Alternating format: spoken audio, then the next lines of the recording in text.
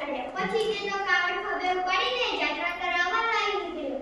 તે તો એક ગામેથી બીજે ગામ એમ કરતા તેને તો 64 ધામોની યાત્રા કરાવી. એક દિવસની વાત છે. શ્રવણ અને તેના માતા પિતા જંગલમાંથી પસાર થઈ રહ્યા હતા અને તે જ વખતે શ્રવણના માતા પિતાને તરસ લાગી. તેમને કહ્યું, બેટા, અમને પાણી પીવું છે. શ્રવણ કહે, જી, હું તમારા માટે પાણી ભરવા જાઉં છું, પણ તમે અહીંથી કઈ જાતા નહીં, હો? પછી શ્રવણ તો ગળો લઈને પાણીની ખોજમાં નીકળી પડે છે. તેને જોઈ કે થોડેક દૂર એક સરોવર હોય છે. તે સરોવરના કિનારે જાય છે અને ત્યાં જઈને હાથ પગ ધુએ છે અને ઘડો પાણીમાં બોળે છે. ઘડો પાણીમાં બોળતા તેમાંથી ગુડ ગુડ ગુડ જેવો અવાજ આવે છે અને તે જ સમયે અયોધ્યા નગરીના રાજા દશરથ શિકાર કરવા માટે નીકળ્યા હોય છે. તેમને લાગ્યું કે સરોવરના કિનારે કોઈ પ્રાણી પાણી પીતું હશે. તેમને તો ખેંચીને શબ્દભેદી બાણ ચલાવી. તે બાણ તો સીધું શ્રવણની છાતીમાં જઈને વાગ્યું અને શ્રવણને તો ચીસ પાડી. ઓ બાપ રે, મરી ગયો અને શ્રવણ તેનો ત્યાં જ પડી ગયો.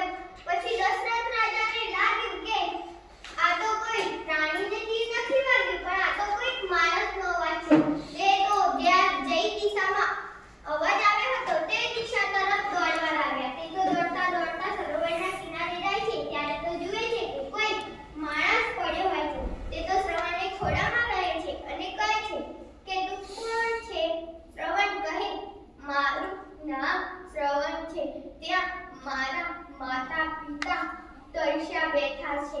તમે મારું એક કામ કરો, આ પાણી મારા માતા પિતાને પીવડાવી આવો. અને આટલું જ કહેતા શ્રવણનો જીવ ચાલ્યો જાય છે. પછી તો દશરથ રાજા પાણી લઈને ધીમે ધીમે જાય છે.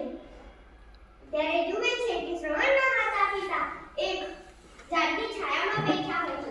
શ્રવણના માતા પિતા દેખતા તો ન હતા, પણ શ્રવણના ચાલવાનો અવાજ તે સારી રીતે ઓળખતા હતા. તેમને લાગ્યું કે આ મારો દીકરો શ્રવણ નથી. તેમને પૂછ્યું, શ્રવણ, ઓ શ્રવણ, શ્રવણ તું કેમ બોલતો નથી? શ્રવણ. પછી દશરથ રાજાએ કહ્યું કે તમારા દીકરાએ મને પાણી લઈને મોકલ્યું છે. શું તમે એમ કહો છો અમારો દીકરો અમારા વગર જમતો પણ નથી, એ તમને પાણી લઈને કેમ મોકલે? મારો દીકરો શ્રવણ ક્યાં છે? શ્રવણ. પછી દશરથ રાજાએ સાચી વાત કહી દીધી અને આ વાત સાંભળતા દશરથના શ્રવણના માતા પિતા ખૂબ જોરથી રડવા લાગ્યા.